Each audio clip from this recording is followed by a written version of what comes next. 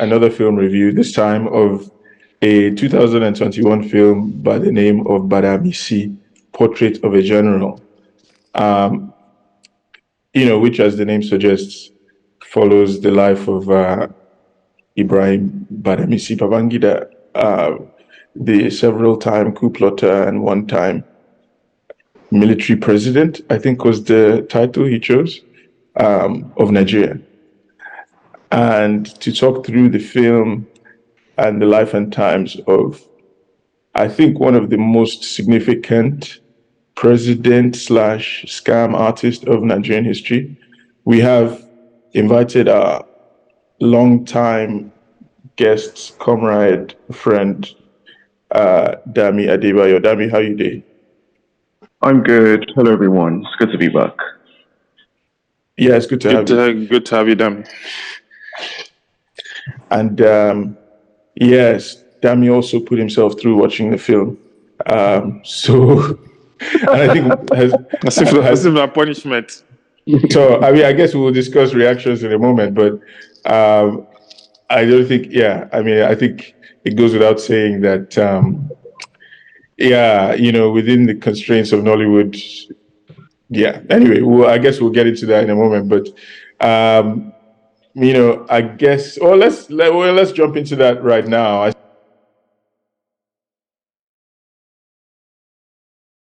So let's do reactions first, starting with Dami. So what do you make of the film in general? Like, did you like it, hate it? Would you watch it again? I mean, the style of cinematography, the storytelling, all that stuff. Like, what's your general impression? So I'm of two minds on the movie. The first time I watched it, I didn't like it. But then I started thinking back that, is there anything like this? And, isn't it important that no matter how flawed or how problematic these things are, that people get to see them? And, yeah, sure. It provides an avenue for us to engage, not just on the actors, but on their legacies as well, because we see, live and breathe these things every day as well. It was hard. It was hard to watch. Like, I had to take a break after like 30 minutes. I just go like, wow, okay. It seemed like it wanted to do too much. And it ended up doing, quite a bit, but I think it did what it was supposed to do. And if you look at it as the fact that it was authorized, and this was a discussion that I had with Saido earlier as well, on how it was authorized but not commissioned. By IBB himself.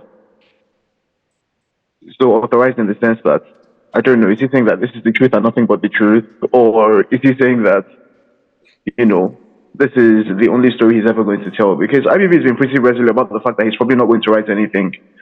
And even when he gets to talk about things like June 12, he keeps giving this impression that there's things that I know that people don't know, or there's things that, a lot of people haven't covered. Yeah. So there's a lot of mystique, and for a guy that was there for 8 years, I think Obasanjo is probably the only one that's written a book on his, entire thing. Right. The rest of them, haven't. I'm not even sure if Shagari did, as, civilian. But I might be wrong. Yeah, I've not seen any Shagari book written by him. I think there are books written about that period, of course, by some insiders and stuff, but I've not encountered a Shagari. So, as a biopic, it does work as well. And you can see like some subtle, it's trying to do some like subtle corrections as well, because the opening scenes of the movie really focused on the fact that he was from, Wushishi in Nigeria, because where Babangida is from is, it's probably a big part of controversy. Yes, part of the controversy over, I mean, there's some angles that, Okay, nice. Okay, we'll come back to the opening scene in a moment. It sounds like, okay. So, sorry, I interrupted. No, it's fine. No, okay. No, but yeah, it kind of sounds like you're torn in a sense. OAG, similar vibes. Yeah, to a large extent, similar vibes. Yeah, you know me. I won't stray too far away from that. This felt so much like, a whitewashing of the guy. Right. And since they had to go to him to get the approval, they know if he put something where we say you go paint him in bad light. And then they made it seem as if he was struggling with some decisions in the best interest of the nation. He was a troubled man. He was showering, and the wife was there in the shower with him while he was worried about some decision that he was making. Like, no, we know that when the elite sanction something, it is to paint them in good light, that kind of thing. So I wasn't really going to like the neutrality of the movie and the objectivity of the movie. I don't think I go for that if they were trying to portray any type of thing, And then the cinematography itself, not to say they know to try like that. They did what they could do, but I think there's room to do better.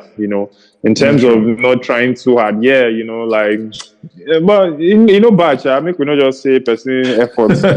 Yeah, bad like that. But maybe because I just don't they poisoned with how they were trying so hard to make the guy look as if he had problems. Or in some sort of mental conflict or consciousness or conflict within himself with some decisions that he had to take. Like, no, we know that these decisions that you made had, some consequences, and it gets reasoning and logic behind them in the framework of elite domination, military elite domination, or in the global framework of imperialism. So we know, say, it is self-purpose. No con they make and feel like, say, your hands, they tied. As he referred to earlier, say, there are some things that I know that, what do you like, bro? What do you know other people don't know? Like when he was saying that IBB was acting as if, there are some things that, he knows that other people, are not privy to, that kind of thing, So that's my own, like, if I go rate the movie over 100, I'll give him like 55 or 60. All right. Yeah. Okay. But you're kind of coming at it from the point of view of like, was it a true depiction, so to speak, of what happened? And you're like, no, it wasn't. So that itself is like exactly. Yeah. Because if the producer don't strive for being objective and being balanced, if they don't show us both lights of the thing, no be say we they try canonize this guy when no. That now we remove. I've got a slightly different perspective. I mean, we probably the same conclusion, but different starting point, which is that the fact that Babangida authorized the film is what makes the film interesting. Do you know what I mean? Like, because it's kind of this guy trying to give us his own take, so to speak, which I think the intention of Babangida in narrating his story to the director, and to some extent the director's kind of approach to telling the story, does attempt to, like, if not deify him, at least portray him as a kind of complicated nationalist.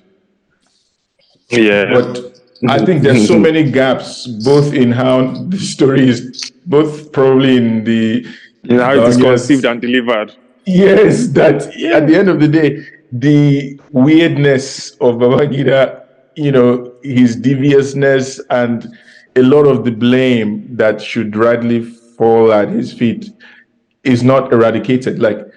And this is probably why he hasn't written a biography, is that no matter how he tries to tell the story, I feel like it's just going to be really hard for him to really totally escape blame. Yeah. Or, so that's why I like it, is that, like, actually, even from his own version of events, it's hard for him to escape. Yeah. So, that's kind of how I sort of approached it.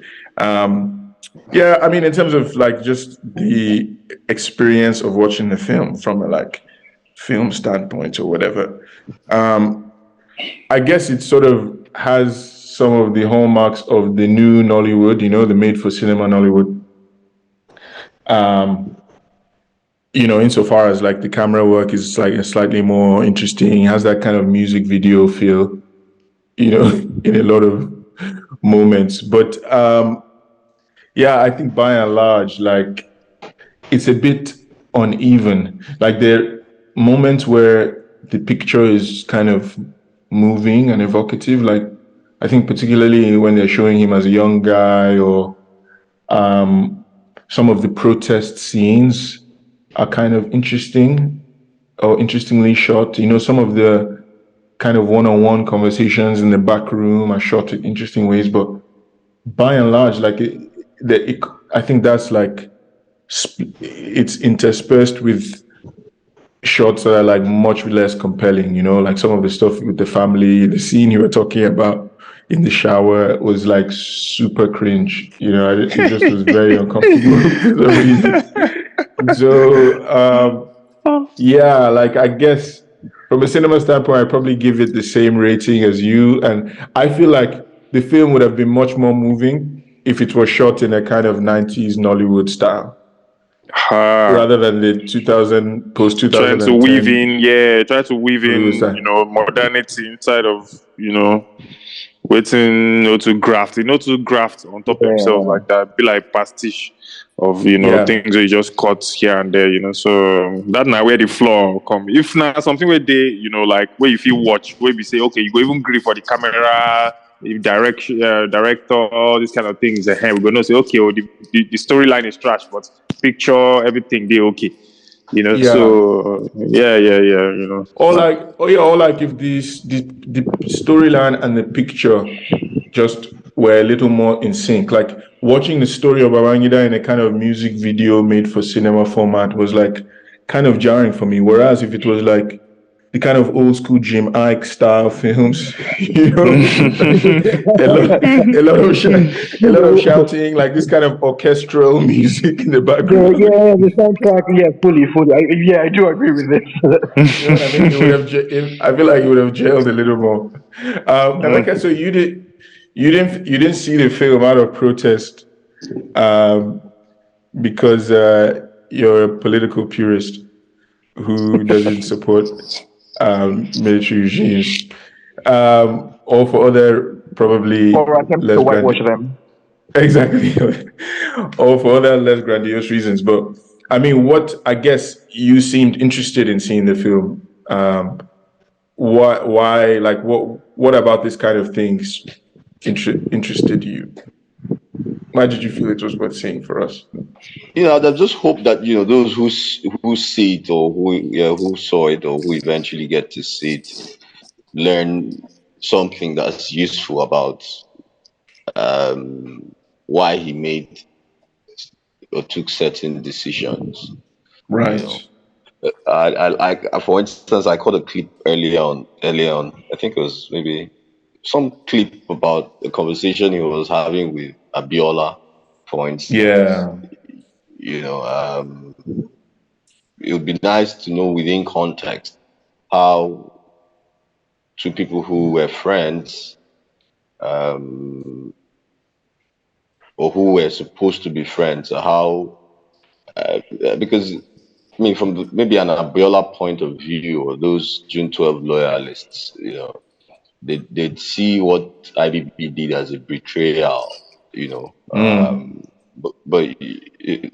so when people say there are things he says he knows, or things he knows that he hasn't talked about, you'd hope that in that movie, at least, some of those things would be alluded to, maybe even spelled out, since, the man himself endorsed, the movie. So that, I guess, is where the whitewash comes from, and some other, cogent points that you guys have raised. Yeah, so I mean, that's in summary is hard, want to think about reception, how, what kinds of conversation it sparks, And I figure it was it was done in 2021, right? Yeah, Abi? that's when it came out. Yeah. Okay. Yeah, you see, I want to come back to that question of like, who's the audience for this film, because I think that's like that is not very clear to me in watching it. But before we do that, I think it's worthwhile to just to just go through some of the major turning points of the film, and like try to establish a little bit the narrative that it When you're done, I'll tell you who the audience are. I'll tell you who the Oh, audience okay, good. Yeah, When you're I done. have thoughts about the audience going too. I'm looking forward to that. No problem. Yeah, okay, but so Dami was going to walk us through, right, a little bit how the film actually progressed. And I mean, I'll hand it over to you in a moment, but I think the interesting thing for me, and I think this goes to the question of the perspective of the director versus the perspective of Babangida and where the two might separate, is that the film starts out with a montage of the Biafran War Yeah. and of Babangida's participation in the Biafran War. In fact, it's very interesting that it started with the Biafra War. Right. And it was really trying to highlight IBB's bravery. And apparently that was a true story. I mean, I've heard it told before anyway. Apparently they had to go behind enemy lines to save a gun. IBB got shot. And Right. that apparently is meant to be a thing that happened. But for me, when the story of him joining the army, that one tripped me because it seems to highlight, you could see young IBB, playing around and, seeing his father die and then going to school. And then you could see that there was some charisma that he already had at that point where he was made a boy. And Abu Salami Abubakar was his childhood best friend. Yeah, exactly, because they asked him if he was going to be in the army as well. So it was, in a way, convincing his family to, even in a way, the way he convinced his family to let him join the army. And the fact that there was even the policy then, to recruit more northern officers to counter the growing number of southern recruits in the army. So I remember then thinking that, why is this important? And then it comes back to the audience. What year? Sorry to interject. Yeah. What year are we talking about? Must have been Good question. 44. Because it was a young IBB. Yeah, I think it would probably be about 44, pre-independent. So the funny thing though is that the film fucks up, and when they're showing him in like the playground as a 14-year-old, the film says 1991 or something like that. Part of the thing where they talk with that. So I think they tried to correct the timeline later on, but I suspect that was more like an editorial thing than like them trying to. Have been 1951, for instance. Maybe even earlier, because at this stage he was 14, right? He's 14 and 51. Yeah, he was 14 when his dad died, I think. No, he would have been born in the 40s. Right. Okay, so he could have been 14 by then. That's true. Yeah, because it then seems like quite a heavy-handed attempt at football age in that case. There's no, what do you mean? No, I think that was definitely just error. Yeah. Green Devil. Yeah, right. But yeah, sorry. In fact, earlier I was telling Sergio that there's probably a lot of links between this episode and the last one, the Cement Armada scandal episode that you guys did. And I remember during that conversation, someone was talking about the fact that the Nigerian Engineering Corps became powerful during the Cement Armada scheme.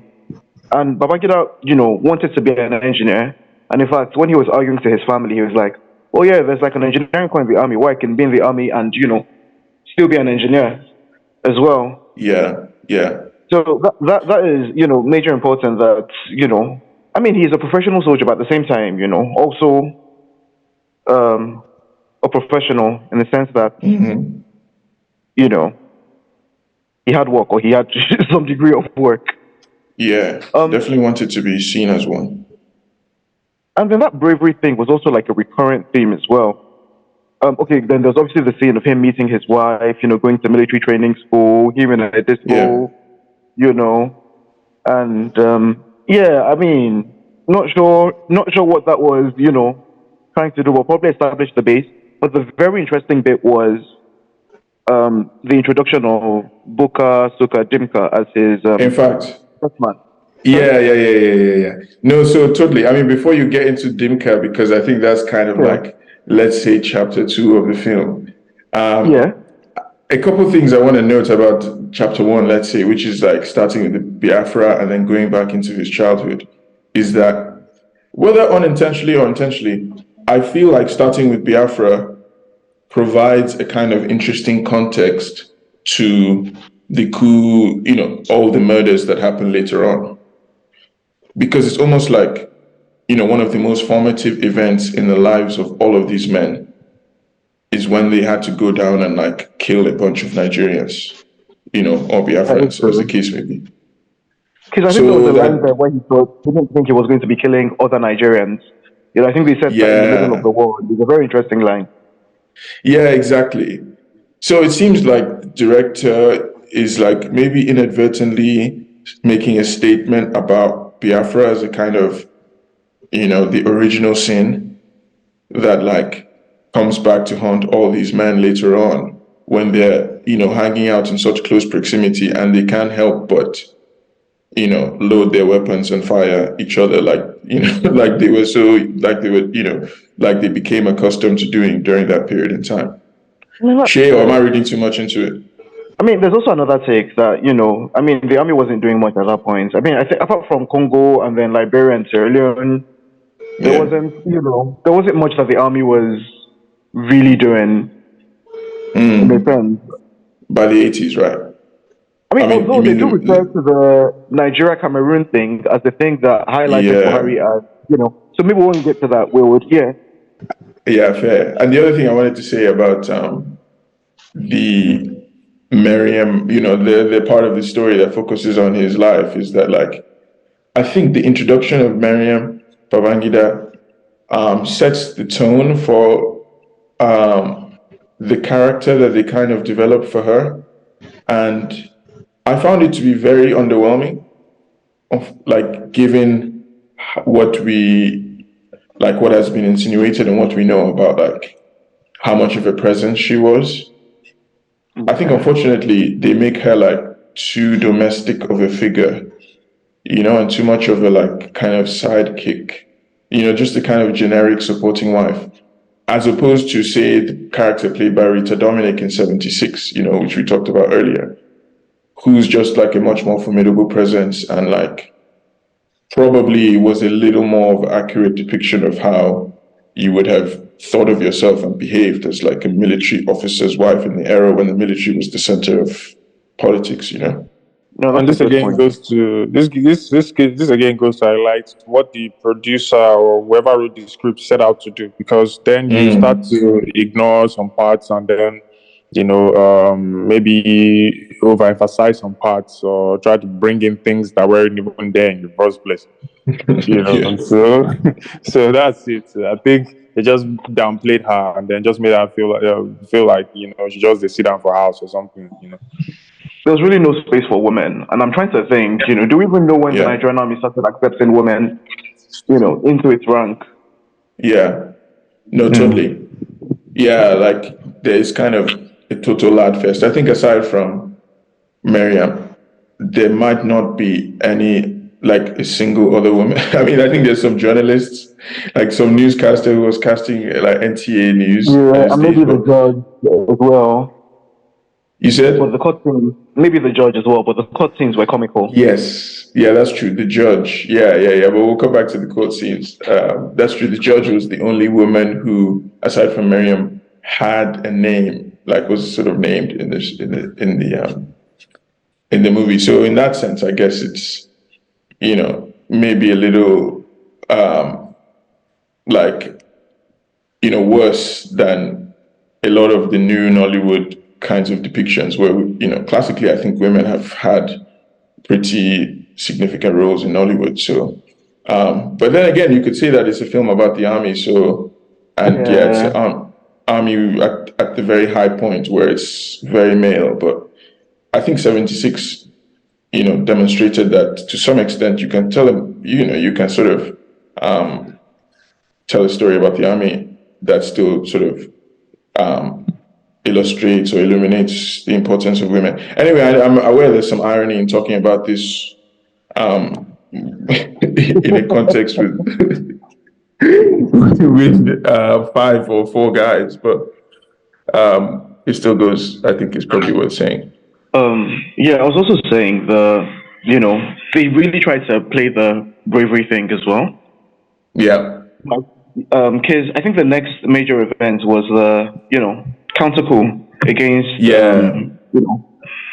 his best friend, his best man. Yeah, planned You by his know, best man, right? yeah, Oh, planned okay, by his sorry. best Yeah, man. the coup against Dimka. Yeah, sure. But this And is after Dimka coup's Mutala. oh yes, oh my, that was a scene as well. Yeah. I think I'll let someone talk about it because for me, I thought the casting for Murtala was probably one of the best as well because I found it very very striking. No, it was definitely interesting. I guess, like, I think they, compared to 76, again, I mean, I hate to keep doing this, but the story of how Mutala gets cooed in this movie is quite flat. Like, you have no Yeah, idea why they're doing it. It's just like a bunch of guys, including Dimka, basically drinking whiskey and smoking cigarettes, and then they're like, let's do it, kind of thing. And you're like, okay. I mean, the hilarious bit for me was them sort of insinuating that they caused the traffic jam that killed him. I was like, well, it's Lagos, you could bet that there would be traffic jam. right? Yeah, yeah, yeah. But yeah, very unclear why that happened from the point of view of the storytellers here, and then also noticeably absent in that whole aspect of the story is Obasanjo. And in fact, I don't think Obasanjo shows up once in the entire film. I think that highlights the relationship between Babangida and Obasanjo. The fact that the fact that he goes missing in the entire thing, like we don't acknowledge the man. Yeah, That's I'm not crazy. sure. Yeah, he wasn't there. Even T.Y. Danjuma T.Y. Danjuma basically gave him the order to essentially go and capture Dimka Dimka, as well. yeah. So What struck you about that aspect? because I'd heard the story before, and then it struck me as well that, of course, the stories that sort of make Babangida a hero would probably already have been told countless times by the man because he knew how to do these things as well. Because I remember watching and going, oh yeah, this story is familiar. That here I am coming in unarmed to you after you've occupied the radio center, and I'm here to tell you to give it up, unarmed. And then there was this good angle about like what was that thing? There's a word they call it. Anyway, it's that thing that special forces do where they sort of infiltrate a building and they try to, so while you think something else is going on, another thing's happening in the background. Subterfuge or something. Yeah. Like he was the decoy kind of thing. Exactly. So it had that very interesting angle while he was still trying to talk him down as well. Because my own impression was the fact that essentially the coup had failed. They surrounded the radio station, and they either surrendered or they're going to kill them. And they, backed down. But obviously, it makes sense that there was someone that went in to talk to him. And I think when he was even negotiating, he was talking about the fact that he wanted amnesty for himself and all his men, that took part in the coup. So he sort of just highlighted the fact that, coups are dangerous business. Those that plan it, and those that don't. There's also a lovely scene I had, the Major Bambili thing. That was hilarious. But we'll get to that. We'll get to that later. Maybe chapter 3. Yeah, okay. Okay, now I'm looking forward to your take on that. Yeah. Well, still on chapter 2, it was a good way to show that, oh yeah, this guy is brave. Because there was even the line on, oh, if you kill me, it's better that I die in the hands of my friends. That one was cringe. And I know that he would take care of my family. But because we'd heard this before as well, because obviously it's a story that Babangida, had definitely told before, it just made sense that it would be there. Yeah, I guess it's like probably his favorite line from his own life. Like if he really said that, he was like, oh shit, man, like I really said something beautiful today. Some Shakespeare.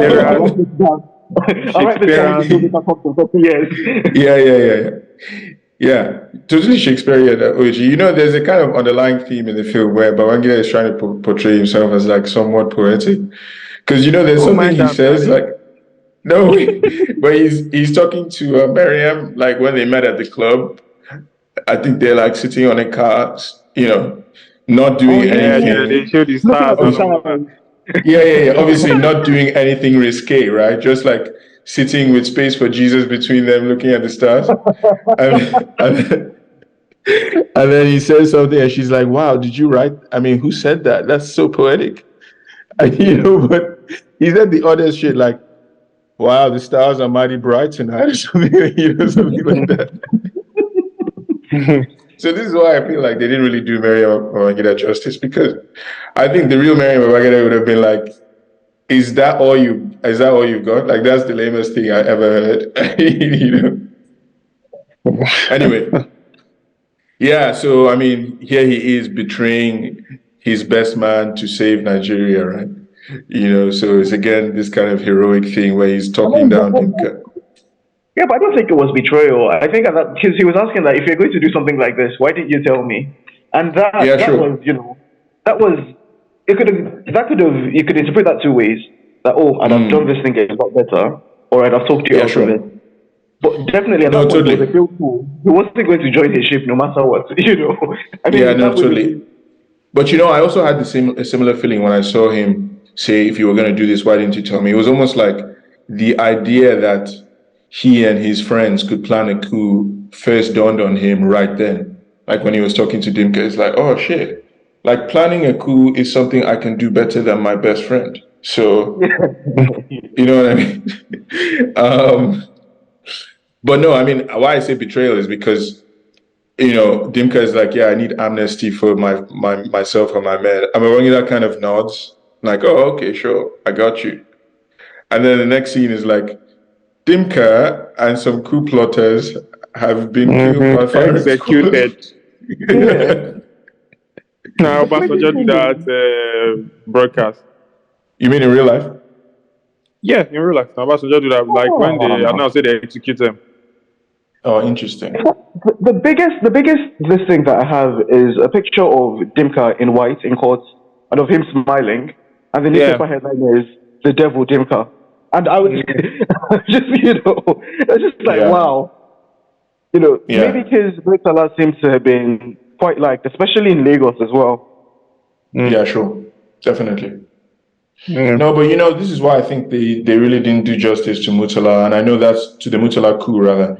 And obviously they couldn't cover everything in great detail because there's so much stuff that we haven't even gotten to yet. But I think like just portraying it as something single-handedly carried out by like a drunkard Dimka is not doing justice to I probably think there what can be an entire movie on that coup itself, like an Oh, for entire sure, movie.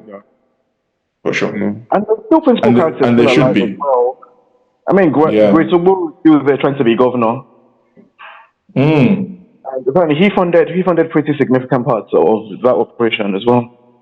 Right. Governor of what I mean, state, those by the way? I Somali don't guys know are that taking their weapons on that weren't cheap.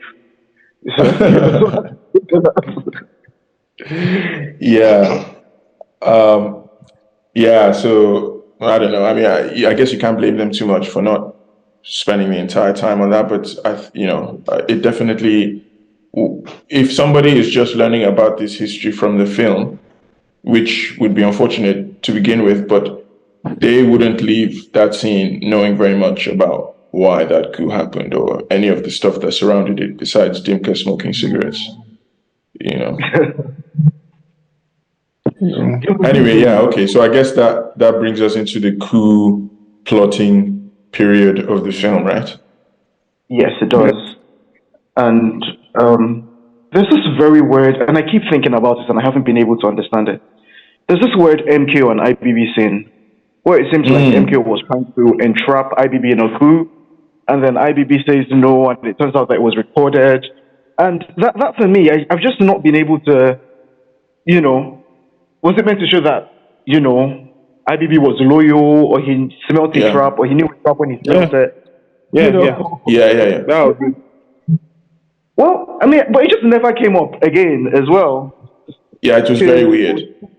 Yeah, it was You see, very. these are things that might be injected into the movie to give it like that rounded personality. Say the guy, to a large extent, in loyal, and then when he back the wall, now in Congas do some things, but at certain point he has shown loyalty. Yeah, that's true. Although, I mean, before this, critically, the film did portray him as one of the key architects of the coup that brought Buhari to power. Yeah. Do you When know he what I travels mean? and he's like, oh, they should vote them out. But you know Yeah, what yeah, I'm yeah, yeah. saying? Yeah, so he's talking to, like, I think the guy was General Bako in Kaduna in 83, and they're talking about the Second Republic, like, oh, these politicians, they are corrupt. The civilians, they're like children. And then Bako is like, well, yeah, like, they're going to split Nigeria. And if they scatter Nigeria, there'll be no army. So, it's like the key turning point for them is like protect the army, right? The Nigerian army, Yes, exactly. And then he's like, yeah, why don't we do something about it? Or that's what Babangida says to the guy. He's like, hey, so why don't we do something about it? And then he pauses, and then he's like vote them out, which is pretty funny because I don't know the army guys were even allowed to vote constitutionally back then. So, I think you're allowed to vote. You're just not allowed to say who your preference is. I'm not sure. Yeah, I thought it was like the civil service. But now they can they vote? They should be. I'm not sure. But they should be. I think. That's a good. Yeah. I've never thought of that. Yeah, and then he's like, well, you know why I'm here, which I guess is insinuating that Babangida was trying to rally support for what's going around, the basis, trying to rally support for the coup. And telling them to be ready to move in 5 minutes or less. And I was, Yeah. And then they're like, this is the scene you talked about earlier, Dami, where they're like, okay, so after we do the thing, after the thing happens, like, who should we put there? And then they're like, talking to this guy, General Bako, Babangida is like, oh, do you want it? And the guy's like, no, but I thought you want it. And he was like, no, how can I want something like that? I don't want anything to do with that thing. And that fits into the narrative that the military guys typically say as well, that they didn't do the coup, Yeah. That's selfless coup now. Well, exactly. It wasn't about personal ambition. It's for the military, for the country. And this one is very interesting, especially in context of this coup, because they typically lead you to believe that, people that participate in the coup are never the people that actually lead it, right from one. I think Murtala was the only one that did a coup and said, no, this is my coup. No one is, taking this from me. And then obviously, IBB and Abacha. Yeah, right. There's this very funny scene, and it's probably the best part of the movie, where this guy is like, he comes to Buhari and he goes like, oh yeah, I heard something, And they're like, it's like, what did you hear? It's like, it sounds like there might be a coup. Guy's like, a coup? And then you can see Buhari's like, you know what, don't worry. And they just lock the guy up and they're like, They really portray Buhari as the asshole that he is because he locks up his ADC who comes to him to tell him that there might be a coup and then makes a phone call right after that and he's like, man, so we need to do it now because people seem to know. So and then I think there's another bit of the movie where it talks about having knowledge of a coup and not saying anything as well is also a problem. As well, it just comes up randomly as well. You're just like, okay, who's this shot at? Yeah. No, I think generally though for military setting like that. If you know anything, if you know anything and you know Yan or more, you'll be in trouble for that. But who do you yarn to? This guy went to go and yarn and he yarns to the chief coup plotter himself. Yeah, so that's right. So you don't know. Okay, for like where I was working before, my guy and wife be my boss, my husband, military guy. Say when that coup they happened all these times, everybody they paranoid because soldiers will just march into someone's house, just go carry them, just march like because if they hear say you did there, the guys go to the root of the matter to know say you did sparkling clean. If not, if they don't shoot you, or more you go jail. Yeah. Depending on your level of awareness. My grandpa, a long-time Lagos president, used to say that people would know that by the different gates they open at the Dam barracks if a coup has happened. If you see some gates open, Yeesh. just come back and go to You your house. don't It's know. like, I'm staying by my radio. Yeah. No, today, I beg. Yeah, so No, I think that does come out to some extent in the film, and there maybe credit to the director. The arbitrariness, I don't know if I pronounced that well. Mecca, who knows English, will correct me, but that that aspect of military life at that upper echelon and how people started to become very paranoid starts to emerge. At this stage, it's like you're either part of the planning or you are like part of the you are the or victim. you're the people being cooed, exactly, or you're the victim, right? And it's like you can only be in between for like 5 minutes, because being in between means you know about it but you've not said anything, and like that You won't itself, see where you go, yeah, or the exactly, viability of the thing. right, but that itself means that if it goes badly you could be one of the guys who's Has been picked. executed on Bar Beach, yeah. So yeah, I mean, I guess that, yeah, in their defense, if you can muster any defense for these guys, they were really confused and like were trying to control events that had, in a sense, slipped out of control to some extent. Or at least that's what the film tries to portray. I mean, there's also a very minor theme of, political decisions having, co-implications. So you could see sort of the Buhari guys expecting a coup anytime. They're like, yeah, like, listen, this is our Yeah. boss. Yeah, We're good definitely point. getting coup anytime soon. Good And point. a lot of the people that they suspected were actually the guys that carried out the coup because they were suspecting, I think that's where the Abiola thing probably comes in as well, It Because they're like, is. oh yeah, like, definitely, this guy's definitely going to move on us soon. And you had the GI basically going like, hey, listen, take this guy in. And Buhari's like, there's not enough evidence. So you can see the Buhari indecisiveness, say, don't he? That he's been like this for a while. Yeah. No, but at the same time, he's decisive in suppressing civil society, which I guess that it's not, they don't go into enough, but they sort of illustrate when IBB comes and gives his speech after he does coup against his own guy Buhari, against his puppet Buhari, because I guess the puppet was now making moves that were not authorized. But it's almost like Buhari gets in there and then he's like, okay, I'm probably here for like give or take 2-3 years before I'm killed. So let me just do all that I want to do immediately, kind of And thing. go. Yes, I go. And then he starts doing total rubbish.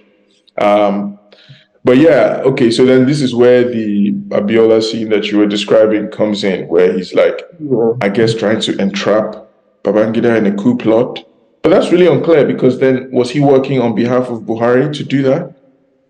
That's that's I think that's it sort of seems to imply that, but it's not very clear. And then there's Yeah. also the Idiabon angle as well, blocking of access. And Yeah. at this point he was he chief of army or chief of defense staff? So he was pretty major. Chief of defense, I At that think, yeah. point. And then he highlighted in junior or something. Yeah. So I think, exactly. And well, Buhari basically yeah. essentially, yeah, that's a great point. Yeah. I So think it was Buhari because appoints, it was twice. Yeah. Idiabon as chief of staff over Babangida, who is supposedly his senior. So it's like, okay, Babangida, who planned everything and then gave them the thing, is now being kind of sidelined. So in that sense, you could say that Buhari was like, knew that Babangida, was most likely going to be the person to take over, given that, Dangerous he'd man. set them up. Yeah. And they kept, okay, and that's the other thing, is they kept being like, Babangida is very, very intelligent. Sort of thing, like.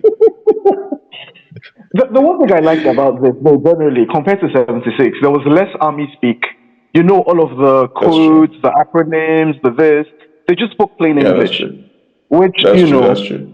which sort of made it a bit more enjoyable. Yeah, I guess so. And I mean, I think in general, yeah, it focused more on the acting and the storytelling than the historical, like kind of weaving in a sort of historical angle. So there was no archival footage like there was in 76. Barely any. I think there was like some archival audio. Yeah, audio, majorly audio. Majorly audio, but no scenes from from history, which would have been interesting. But the Buhari But coup as well, they anyway, didn't yeah, really do it. yeah. I think the bit was just, it was just, there's just a bit on, wasn't Idi Agbon, and which is, and it sort of does correct history, or I'm not sure if it corrects history, it was another version of history. Because the version that I always knew was that they acted against Buhari because Idi Agbon was out of the country for, I think it was Hajj, or Right, Eid, yeah. It was you know. Hajj. But Yeah, something like that, yeah. the bit that they keep that they really highlighted in the movie was the fact that I think on the night of the coup, there was a day everyone there was like, "Oh, I thought you'd gone in Eid." It's like, "Oh no, I'm still here." You know, does this mean? Oh no, Buhari, Babangida was escorting a drunk guy, and the other one's like, "Oh, this guy can't handle the pressure." Yeah. Yeah. In fact, it's Abacha, I think, that was escorting the guy. Oh, okay, yeah. It's like, yeah, you obviously can't handle, you obviously, that this coup is coming, and I'm just going to stand outside and let you guys do it. Because even me, I'm tired of this Buhari guy. Yeah. So yeah, I guess that's it. Like, but Buhari's babysitter, Idi Agbon, actually at some point is like, "Fuck it, if you guys want to do it, just do it." At this point. Yeah. Yeah. Another thing that they emphasized was Abacha's ruthlessness and yes, you cancel you put a decree, you cancel everything. Yeah, particularly when Babangida actually comes to power and appoints Abacha as either chief of staff or chief of defense staff, one of the two, I can't remember. Defense, right? But yeah, I mean, we get to that. Actually, when Abacha is first introduced, I think it's before the coup that brought Buhari to power, right? Before the 1980, the end of the Second Republic coup. And interestingly, it's Babangida that convinces Abacha to join the whole coup game. Yeah. Right? And that's a very Abacha is like, yeah, because and the film portrays this like it doesn't, so I guess this is where you could say that the director or Babangida, they can't run away from some of the like obvious fuck ups of this guy's career. Is that even if we accept that some coups are fine, which we don't necessarily accept, to go and activate Sani Abacha, from being a kind of measly, lowly nationalist officer somewhere to becoming a kind of, one of the guys in the inner circle of coup plotting, ends up being a disastrous thing to have done, So, OAG, you say that it's a kind of whitewashing, but how about that? How about the fact that it does nonetheless, like, put the blame at Babangida's feet, the blame for the act of, activating this ultimately, like, probably the most diabolical of the dictators we had. The thing there is that there's no how. The guy is so, in the wrong that no how, even if they all whitewash him, some obvious things the way they don't feel run away from. That guy. So I won't say that they are acquiescing, or say, no, it's that you are bad, and they are saying that you are bad. So I'm not supposed to be grateful that they are showing you that you are bad. That kind of thing. But yeah, that's some sort of honesty on the part of the person that wrote the script. And then, like being that this thing is just a game, because I try to step back and look at the big picture always so that we'll have that systemic understanding. Is that in all these things, these decisions that they are making, the coup and the counter coup and all that, be say that they factor in the interests of the people. Of course. Is that not tussle for power, not tussle for power. So anybody will even reach there after maybe they come out Buhari, now still say anytime where you did there, it's either the people are suffering economically, or you are implementing policies that doesn't make any form of sense, or they are just putting people through some sort of hardship where you say they don't like, So you see that is a constant theme. And if to say the guy did different, it will have been like, another breath of fresh air. To a large extent, or to some extent, which Muritala was at the point in time, because he seemed to be very popular amongst Nigerian people, maybe especially in the Southwest, say, okay, maybe some kind of economic policies, all these kind of things. But aside that, all these other guys just they might come with a picture of, say, that they do things for the, nationalists, something, but at the end of the day, it's in the overall interest of themselves, that is cocooned with that garb of the military or the national military, whatever, So that's how I see it. I'll try to explain. No, that's fair. But yeah, I guess like it is in a sense, a slightly more complicated narrative than one that simply portrays Babangida as a total champion. And I guess that's the funny thing about Babangida that, I would say maybe suggests that he is not a total idiot, is that despite not having written his own definitive narrative, he hasn't escaped or like tried to completely wipe out the role he played in like a lot of the worst things that happened, in Nigeria. Abacha being one, but we'll get into some of the economic stuff that happens later on, right? And I guess, maybe somewhere at the back of his mind is a recognition that if you really try to do a heavy-handed whitewashing, you will be like the backlash will be severe, Whereas if you do the light, sort of light touch whitewashing, where you're like, exactly. What could we have done? What would you do if you were in my situation? Whatever, then it's like a little more digestible. Okay, so let's get to the crying in the shower scene, which is OAG's favorite scene. Let OAG take the lead on that one, I beg. No. But before that, we'll set the tone for why he was crying in the shower. Before that, and I mean, at this point, they have removed Buhari, and actually, Babangida has come to power, and they play it out like Babangida is like really tortured. He's like, he's like, before he leaves his house, he talks to Mary, and he's like, oh no, he doesn't talk to her. He writes a letter to her, and then letter he's like, yeah. I will either be president or I will be dead by morning. I think it says widow of first lady, and it's important. Oh, that's right. Yeah. First lady, because apparently Miriam's the first lady. I mean, that we actually ever had. Totally. I'm not sure how or why, but go back. You see, this is the thing. You're totally right. I mean, actually, that's critical to point out that he's like, you'll either be. By morning, you either be your widow or the first lady.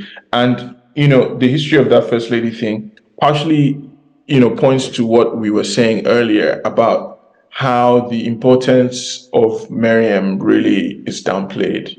It really could have come out a lot more, because this is somebody who created, again, like a kind of office and symbol that has lasted to the present day, and that didn't really exist in that way before she came into the role. So I think, Miriam probably could have been done much better there, particularly since at the end, I mean, we'll come to the end cards at the end, but, one of the end cards is, says like, this is kind of dedicated to Miriam or whatever, right? Yeah. So anyway, then they take power, and very shortly thereafter, they're sat around the table with like a bunch of military guys, including Abacha, everybody wearing shades. And then Julius Agu is playing the like economic minister at the time. That has to be commentary. He's like, listen, a lot of these guys were jokes. So what do you think? I mean, do you think that really is why they put comedians like as the economists? I don't think about it until you raised it, because Bakassi was also in the movie. Yes. Yeah. No. Bakassi was the comedic guy. They there. Yeah. Oh, really? That be the justice guy or something. I don't know. Oh yeah, that's right. That guy is also funny. Yeah. Now, comedians just food your place, right? So you wonder if that's if that's a statement on policy making in Nigeria and policymakers, or if that's more a statement on Nollywood that, in fact, the lines between being an actor and being a comedian are like this non-existent in Nollywood. Yeah. And in fact, in a sense, like political comedians is something we've been reflecting on in the show since NSARS, at least, right? So, but anyway, I mean, I think that for me, I'd be interested to hear what you guys think about this. For me, this is probably the worst thing about the film, is that the way they portray Babangida's actual tenure in power really does not do justice to a very important moment in Nigerian history, right?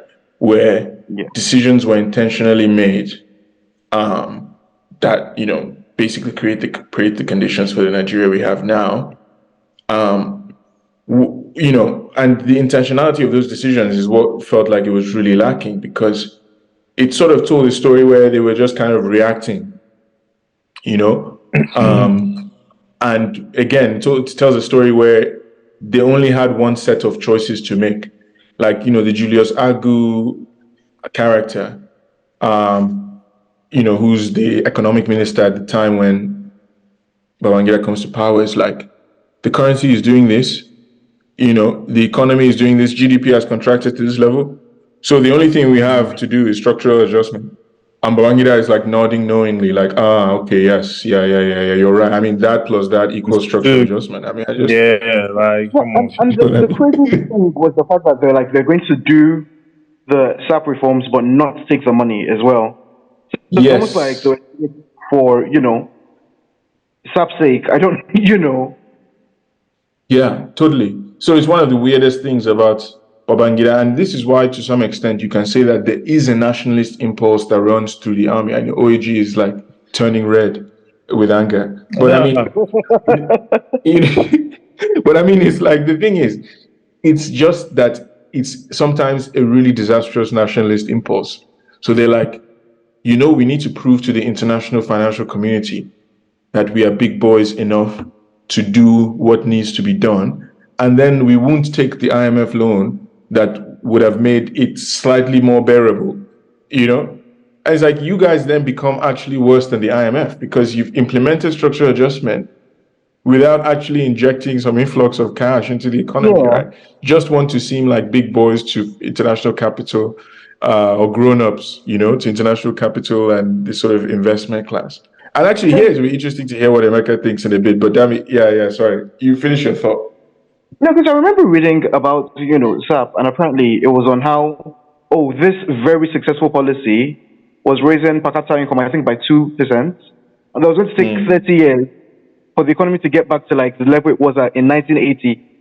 So it was even like Babangida's there's no viable alternative to SAP was, there's no viable alternative to anything. It's essentially saying die, and continue to proclaim that it was working as well. Yeah, exactly.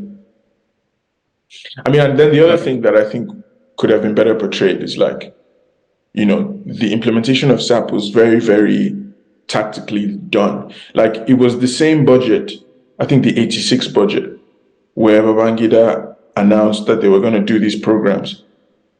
That budget speech is the same speech where he also announced that they were going to start. They had selected a date for the transition to the Third Republic, right? So on the one hand, it's like, we're going to do this economic policy that will devastate everybody, but you'll get democracy.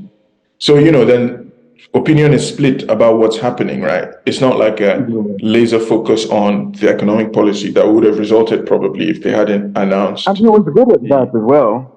Yeah. But do they say Maradona or Evil Genius in that movie? Because I remember hearing it, but I couldn't be sure if anyone actually said that. No, yeah, I don't think I heard it either. No, I don't think I heard it. Yeah, I think that was, by the way, the person who was played by Julius Agu was Sonny Chu Okongu, who was he was the economic minister, basically, Harvard-trained economist. I think one of the first economists that had the job of Minister of Economy or Planning, and he was the one who was advising IBB to pursue structural adjustment. But it really seemed, at least from the portrayal of the film, that there was barely any pushback, at least not from Babangida himself, against the whole idea. So the thing that makes the movie kind of stay on the surface and maybe allow me give it that 50 to 60 mark is that they didn't go deep into things that they were supposed to go into, especially as that political economic aspect, they understood, or maybe they ignored by who wrote the script, because in the same vein, he was talking about Taishu Lanri and then telling him that is Marxist, whatever. So, Yeah. like there's that angle. Why didn't you go deep into that to understand the necessity or why they were trying to implement the structural adjustment program and who benefited from it and who were the people that bore the brunt of that program? So Yeah. it leaves the movie, want the desire to be out. They talk that it leaves a lot to be desired for, Definitely. in terms of waiting they fit go into. You're right. OAG, in fact, that's like a great point because even the riots, they didn't come off as anti-SAP riots. Yeah, I say they They were just just they like, antagonize them. yeah, they're just like, why are these Yeah. university students, protesting? Yeah. And I think people realized it was for that long. Apparently, was it 2 months? That's what they said in the movie. And I was like, I Yeah. didn't realize that, the SAP riots were that, this thing. Yeah. Because it was just on Amadou Ali, I think, that they focused think on it. Was very weird. Yes, they didn't Yeah. cover Yeah. that Yeah. well at all. So it's the odd thing is That's like the the story structure, as not told. the Yeah. Like the story as told by Babangida, like his perspective on popular responses to structural adjustment is like, some annoying Marxists were like talking some theory, but they didn't understand how real politics is done. And then some students just were trying to stir things up to protest against me, but they couldn't see how generous I was being, how important what I was doing was for the Nigerian people. But at no point does he appear to actually be reflecting on what structural adjustment meant at the time and has meant subsequently for the Nigerian economy, which is to say he more or less still sees it as a good idea. Yes, he said it in one of his And interviews now. Say now the best way you don't ever do that. You opened up the right. economy, blah blah blah. He said it now in channels. That interview that I sent to you. Yeah, which we have to play. I mean, I'll play a section of that. But basically, this is why it's like when people talk about the sort of, oh, there's no ideology in our politics. It's like, what do you mean? I mean, people have been committed to the same economic policy for now almost 30 years. I mean, I mean, that seems like a pretty powerful belief system that's structuring both how they think and what they do in the country, that continues to have an impact. So, and let's not forget the systemic harassment and destruction of left wing like organizations, school. That thing was systemic and not be saying a mistake. That kind of thing. So these people know what they do. Where? Exactly. Yeah, they know what they believe, but they also know who their opponents are ideologically. Yeah. Because there was the bit on, was it the magazine, the thing that talked about Badamasi having like foreign accounts. Yeah, right. And talking about that as like the precursor for the process as well. And that's something I never knew, like ever, Well, you see, there's an interesting history to that. I think that there's a part of that narrative that has it that some members of the left either like forged that story or oh my God. circulated it to get people. I mean, Rebecca, you don't hear this thing before because they talk about some pamphlet that got people landed in jail like right around that time. Like if you read some Edwin Madunagu's stuff about that, reflections about that time, they talk about some pamphlet that people wrote, they decided to write, that got a lot of people in jail around that time. So when I heard about that thing, where it's like, I think it was a fake Ebony article, right? I don't know if the article was real, but you know what, you have to acknowledge that if that is, but that's a very interesting moment that I don't think it's talked about enough. It really isn't. Anyway, Emeka is being shy to comment because maybe he's been part of various forms of fake news since then. But it also, I think, shows, in a sense, a kind of political naivety or something that has definitely been shattered since then. Like that people will learn that the president has foreign accounts and be that concerned about it. Like, I think nowadays nobody would be surprised. You know what I mean? Like, even Buhari, who people consider to be personally not corrupt or whatever, like, I think it will make headlines probably, but I don't know if anybody will carry placard because the president has has foreign accounts, and I guess that's just how much Almost like a cynicism has. prerequisite now. It's almost like a Yeah, prerequisite. exactly. You know, like, did anybody carry placard when we heard about Buratai's condos in Dubai Dubai, whatever? properties, Next yeah. one. Maybe it's But network. really, You know, yeah. that was the only policy issue that they tackled, and then democratic transition, and that was it. You know, and you know, and he was there for 8 years. I mean, so there's quite a bit, but like I say, there's only probably so much they could fit into film as Yeah. well. But Yeah. they do sort of tend to highlight his leadership style has been a lot more collaborative. You know, him having meetings with the rest. Definitely. And like, I guess they were trying to contrast him to Abacha as well, right? Being like, oh, you know, Abacha is like, why don't you crush them now? Yeah. Yeah. And then Babangida is like, no, let's crush them later. Listen to them. You know? Yeah. So Babangida is like the more liberal of the two guys, right? Yeah. But then the thing is, like, Abacha is someone that he created. You know, it's like someone that he brought to be his right-hand guy, someone that he used to, I mean, if the narrative of this film is correct, he used to refer to him as Khalifa, which is like the person who will replace him. God. That is true. Yeah. In fact, so if all this is the case, and I had to Google that and go like, oh, this is actually what this means. Exactly. Well. He's like the person who will replace me. So, okay, you are trying to portray yourself as the liberal guy, but you are the one who, again, like, you're the one who they set the foundations for. Yes. You're the one who invoked this demon. You know, you went and said the magic words that channeled this terrible force from the depths of wherever he came from, you know, and made him your chief of staff, your chief of defense staff. So, I don't know. Yeah. Again, this is where it's like, you can try to tell the story in a way that makes you the hero, but the facts will just like slap you in the face regardless. In fact, even the counter coup, you know, the unsuccessful ones against Babangida as well. The lack of clarity. The lack of clarity is maddening as well, because it doesn't explain how he escaped from the house. You know, how he was able to rally so many forces. Because you've got your Abacha, who's meant to be a counter coup guy. Doesn't talk about the fact that he was really scared that Abacha was in on the coup as well. I was like, you have to promise me that, you know. Because apparently he ran to some random house in Surulere and he was like, yeah, you have to promise me that you're not part of this before I tell you who I am. As well. So, yeah, and they made the Oka thing out to be like primarily ethnic. That was a good, I really enjoyed the guy that gave the speech. That was, you know, the delivery. Yeah, good speech, good delivery. But I mean, also, you know, like there was a general sort of economic downturn at the time, right? As a result of the policy. So to just make it primarily a kind of ethnic thing. I mean, there was definitely a pretty strong ethnic component, you know, but it seemed like there was a little more to that. You know, beside homophobia. Did you guys catch the thing where he's like, oh yeah, we have to remove these guys because they're homosexuals? Yeah.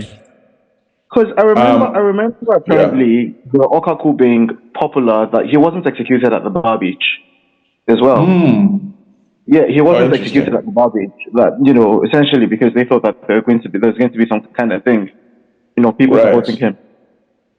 Yeah, and I guess like protests, like student protests, the kind of Aluta culture had become quite strong at this point.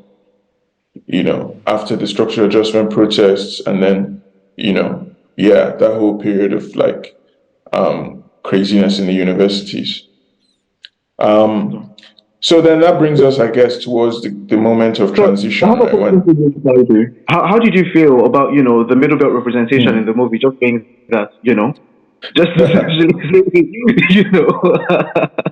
No, that's what I'm saying, is that like, I think they could have been a little more, historical, or let's say like more painted a wider picture of the context, you know, that brought those guys so close to during the coup. And, you know, the context being that there was really widespread instability brought about by the effects of this economic policy. But I think it's interesting as well, given that this is the kind of Aso Rock perspective on what was happening in Nigeria, right? or the, Babangida, I don't know, I guess at this point they hadn't moved to Abuja yet. No, I think this is Perspective. what made him move to Abuja. The success This is of what it made is, them move to Abuja. yeah. Yeah. But like that perspective, they found the responses to structural adjustment to be perplexing. Suggests that they really thought that this was just like good economic sense. Like they didn't, like they weren't thinking in terms of like we're making a choice, that shapes. At least this is what they want us to believe. That they didn't frame it as though like we're making a choice that benefits some people and some people lose out. They wanted to frame it as like good economic sense. And this is where I think like maybe the director is not wise enough to, right, like how politics and sort of political economy was working. That in fact, I think they were quite aware of the fact that there would be winners and losers, right? And that they would be the winners and like a majority of people would be the losers. And that they were still willing to make that choice. It's either they are catering so much to who they are trying to talk about, which is Badamasi himself, or the person that wrote the script himself. They're very, very, naive, or ignorant about these things. Yeah. That's why when you want to go into stuff, you have to do your own research, and understand the context, the times of doing things. Things don't just happen out in a vacuum. Like you get with the effect, of the thing where they do and waiting cause that kind of thing. So that's it. It also doesn't touch on, those phantom coups, the one that killed Batsa. There was no mention of that. Even Delegiwa. Yeah. I was really waiting for the Delegiwa thing. Because, that would have been good television. No offense. Obviously, it's very sad what happened. But, that would be, a producer or director's gold. And so since the director's general aim now to go get approval from who they talk about, it was that not convenient in quotes to leave out? That's true. That's convenient to leave out now. So totally. Maybe this Marxist thing, they do me too much, but I see that in the context, say, just a try, repackage this guy. All of them don't hold. They won't leave good legacy. No, totally. Or legacy where they a bit palatable. So that's why I said the audience. That's why I'm going back to the audience. This thing is meant for people that are historical, that don't know anything, that don't know much. Mm-hmm. You know that kind of thing. So they don't come on history for school like that. So the small when you watch that nonsense, the thing will just go send you off on a tangent of say make it a thing say this guy is good. So that's what that thing is about. Because now as Abiola Ode, now only one side Abiola Ode, a lot of these people don't die. They don't hear their outside. Not the patriotism, like say you they worried with all like the inside trauma, you they try to make your decision, they cry for shower. Like I should So I think we're now ready to talk about the crying in the shower scene, and that's when that's just like out of it. Why you they cry for shower? Shay, the crying in the shower thing happens like right around the time when they annulled the 1993 election, right? Yeah, and like say they do like say, we in day torn apart. Why is he doing this? Why was the impossible decision? Right, like his hands were tied. Yeah, who tie him? So, but what exactly was going on there? I don't think I fully got what made him feel like his hands were tied. Dami, did you get this? Did you get an understanding of why he felt like he had to? My rough understanding that say the electoral body don't say make they go ahead. Then to some people, make sense, make the guy enter. So they went ahead and then they are contravening some other aspects, like maybe Attorney General and all that. They say they don't follow the rule where they're supposed to also the gas council and so on. Like say two legal angles they talk at themselves, and he's in the middle thinking of should he cancel it or not. But if you cancel you go stay long now. This is also where Bakassi comes in, right? I think that's where the answer. I think that's where my own answer is as well. The fact that the Better Nigeria, the guy, he does not, chastise him. He's actually just saying, I listen to you, that you want me to do a third term and the rest. Exactly. So it's a kind of supposedly organic third term movement emerges, led by the guy who is played by Bakassi. And they go to Babangida and say, "We want you to do third term." And he's like, interesting idea.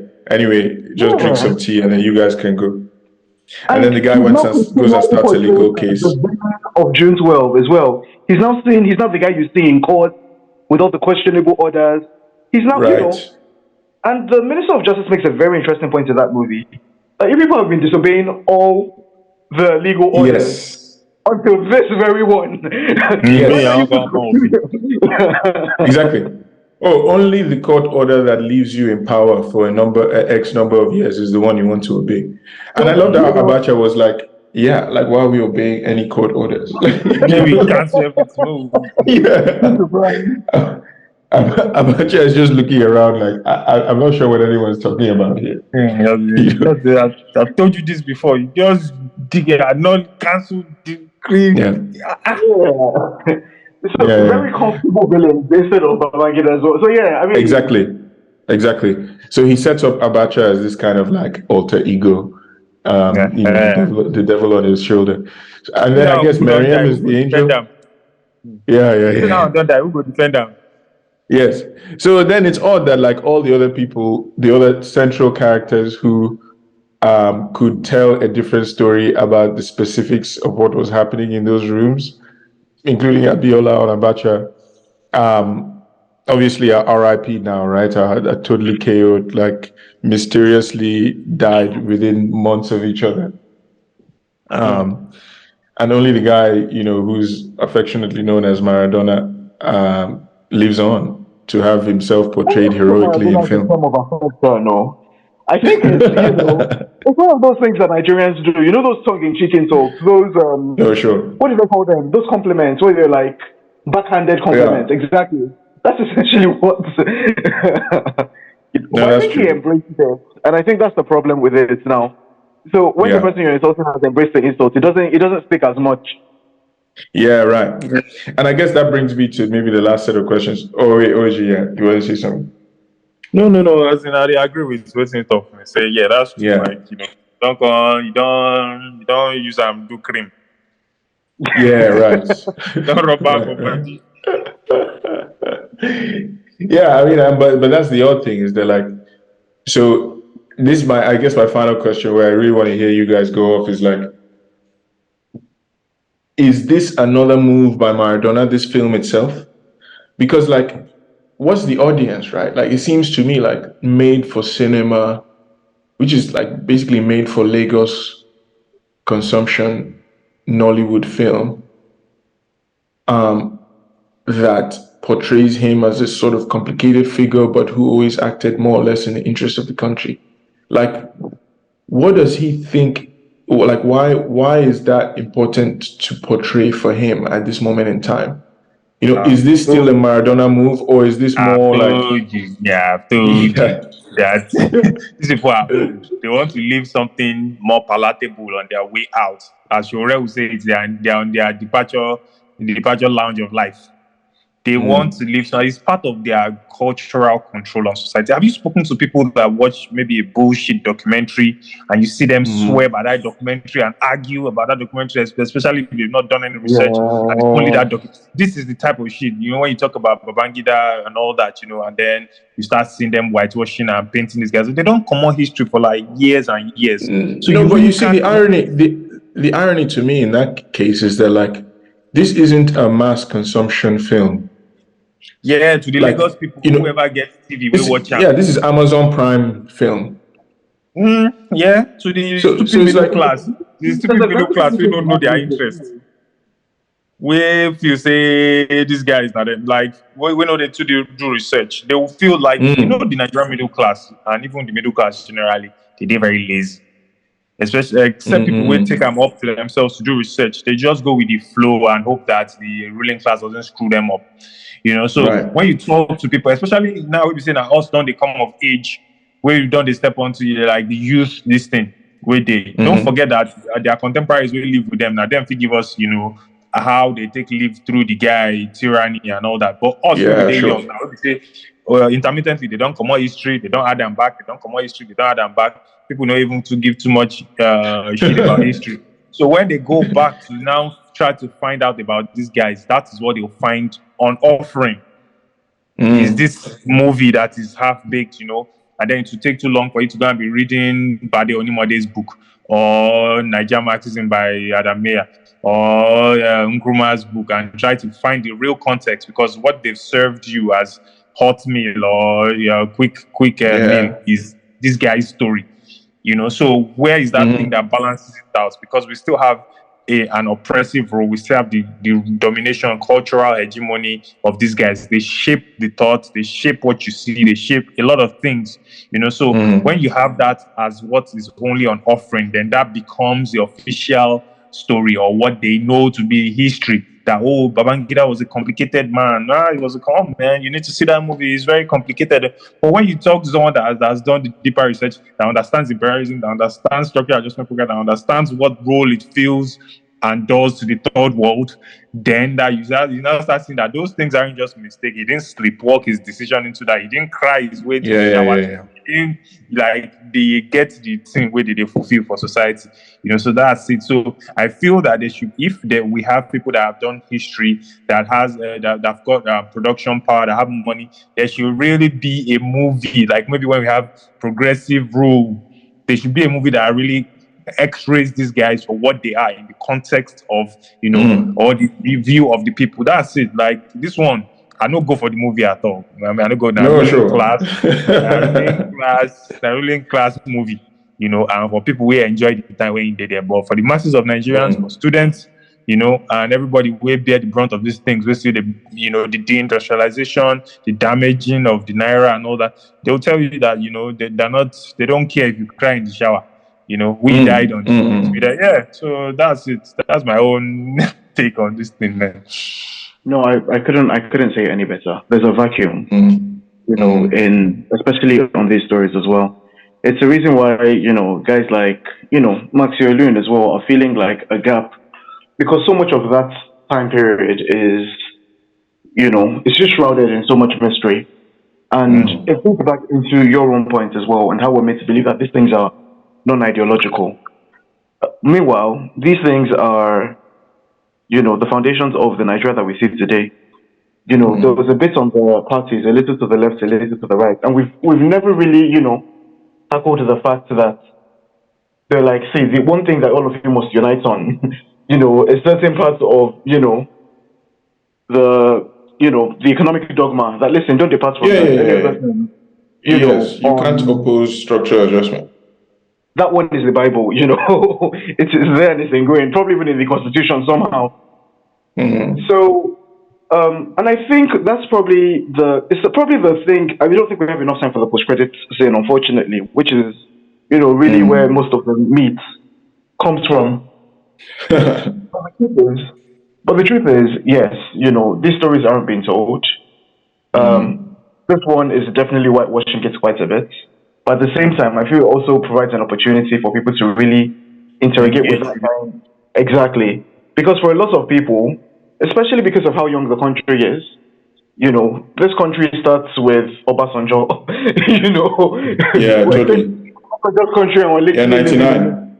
Yeah. 99, so that, so these things are very important to know that the reason why some of these silly things, the exchange rate goes all the way back to these are black market 86. nonsense. Yeah.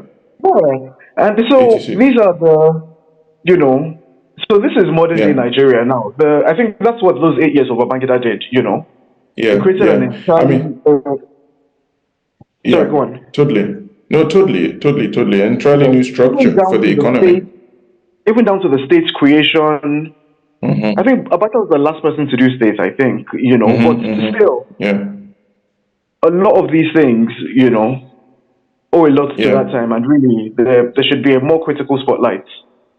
Definitely. On as well, Definitely, I think if the narrative had left the villa a little more, and we had gotten a little more texture into what those protesters were really talking about, then it might have given us a bit of a picture, a balanced picture of the effects of those policies, So just as a throwaway comment, one of to illustrate your point, Damien, about currency,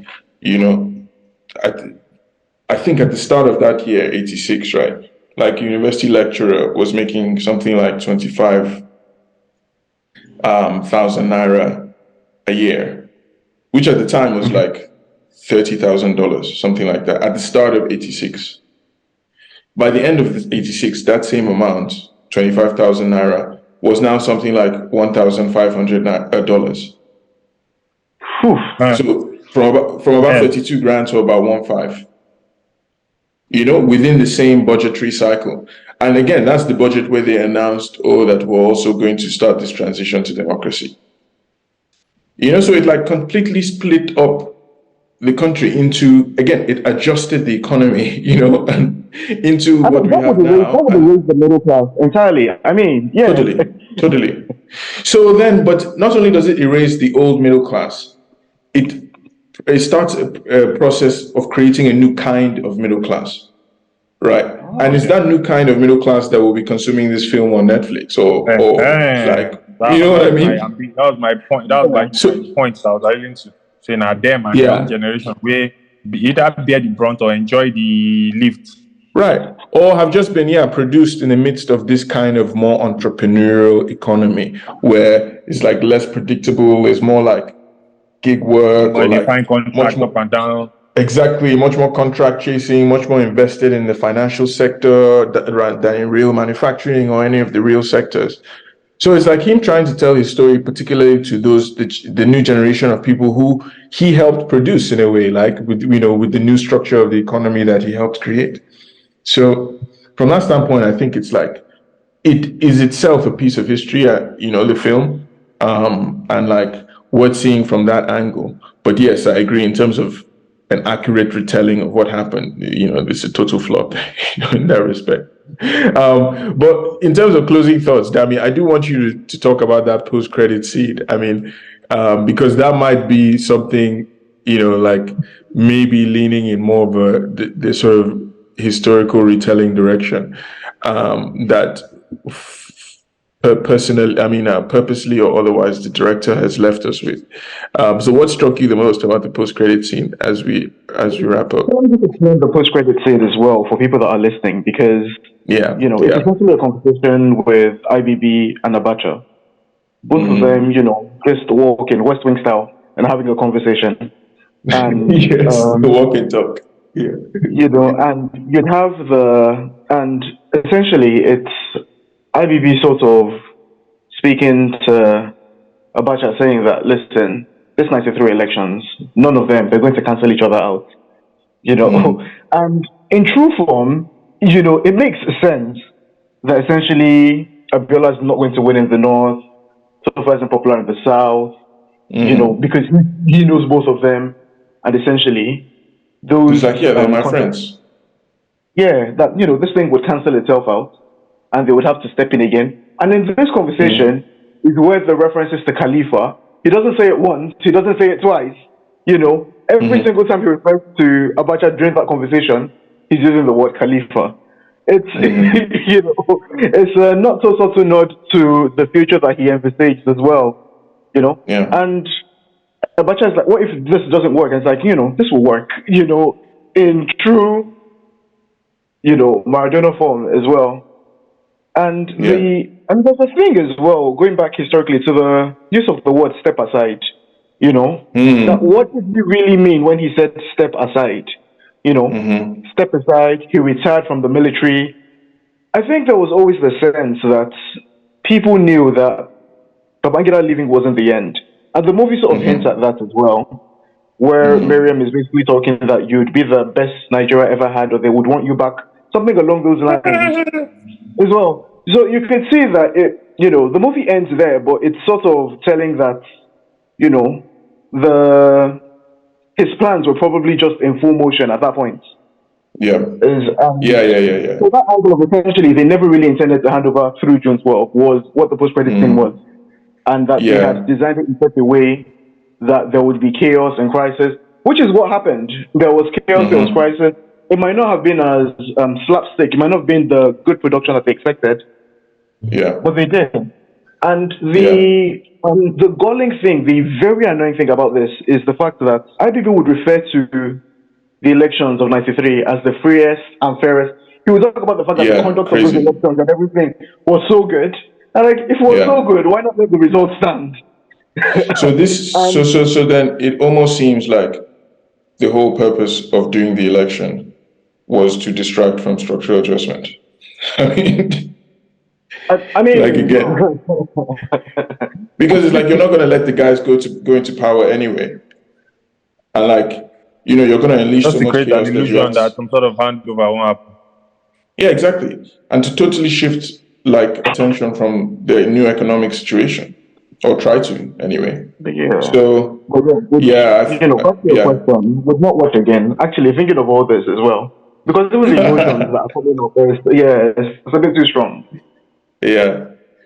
No, I mean, it was a hard film to watch in many respects, and not only because of the really terrible audio and the patchy cinematography, but because I mean, such a telling of history is like, again, like really difficult to stomach when we're still dealing with some of the worst effects of that period.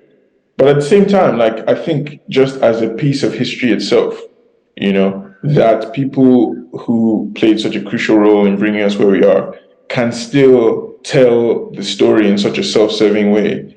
I think the film is worth something, insofar as it itself reflects where we are in our moment in time, in the continued, I guess, development of this thing we're referring to as the scam, right? So, I mean, as we wrap up, would you say, I mean, where do you think, I mean, this is OAG, maybe final word, where do you think Babangida, having watched this film, like sits in the pantheon of Nigerian scammers? Would you say top 50, top 100? Now, one of the godfathers of scam for the country now. Oil windfall money. They say that during time they start for like 419, they bring up. So like, and he started the privatization process. Okay. You say top three. Yeah, but you wouldn't give him like the number one title, like the head scam. The head. Sure. No. I make I just do my top three. Things can change. Okay. Top three. Okay. Damn, how would you rank? Definitely top three as well. In fact, I'm thinking that after Goldie, we're not sure if Well, anyway, I think on that note, we could probably wrap up. A film we might not recommend. So I guess we've done the hard work of watching it on behalf of everybody. So yeah. I guess that's where we'll leave it. Yeah. So Dami, nice one, man. Thanks for joining us. Oh no, thank you for this. Yeah, thanks, Dami. Yeah, I enjoyed this. Thank you so much, OAJ, as well. There's a lot of nice one.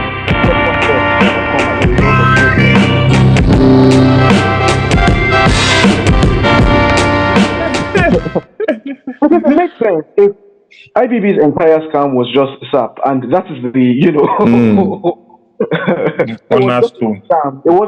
wasn't June 12th. Everything was just a continuation of the long con. Yeah, it definitely seems a crucial part. It seems like June 12th was IBB coming in the front door with no arms, but the troops going behind to take, to really do the damage was structural adjustment. So in a sense, that scene where he walks up to his best friend with no arms, it's metaphorical. Tells the story. Exactly, tells the whole story inadvertently. Anyway, nice one.